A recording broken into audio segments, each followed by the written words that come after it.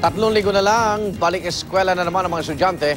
At alamin natin ang mga presyo ng school supply. Diyan po sa Divisoria, may live report si Athena Imperial. Athena.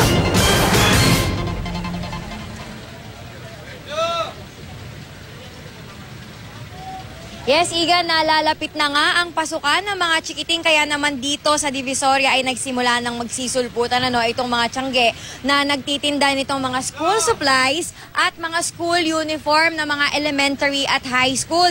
Dito sa tiyangge kung nasaan tayo ngayon, itong mga notebooks po na nakikita nyo ay nasa 8 to 10 pesos po ang halaga ng bawat isa. Yung mga ganito po na walang tahi.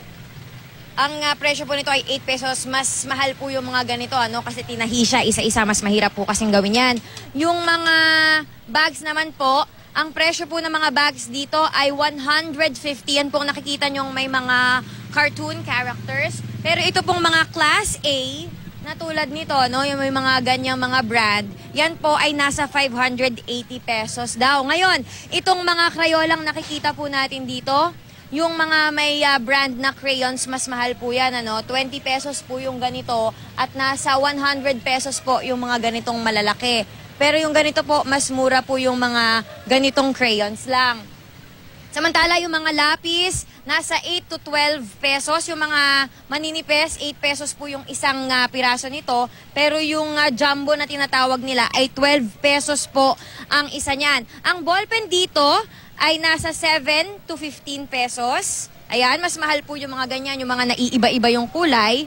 At yung gunting, depende po dun sa material na ginamit sa kanila, nasa 15 to 25 pesos po ang gunting dito. Samantala, yung mga pantasam, mura po yung mga ganito, 5 pesos lang yung isa nito. Pero yung may mga cartoon character po na nakalagay, nasa 20 pesos po yan. Samantala, yun namang mga pencil case, nasa 50 to 100 pesos. Ayan.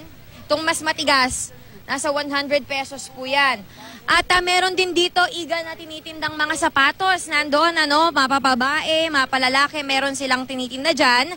150 to 180 pesos po ang presyo ng mga yan. Medyo malayo lang dito yung tiyangge ng school uniform. Yung blouse, nasa 120 to 250 pesos. Ang skirt, nasa 115 to 160 pesos. At yung polo ay nasa 130 to 280 pesos. Igan, inaasahan pang tataas ang presyo ng mga school supplies at uniform na ibinebenta dito sa Divisoria. Pero babantayan naman daw yan ng DTI para dun sa mga mananamantala. At yan muna ang pinakahuling balita mula rito sa Divisoria. Igan?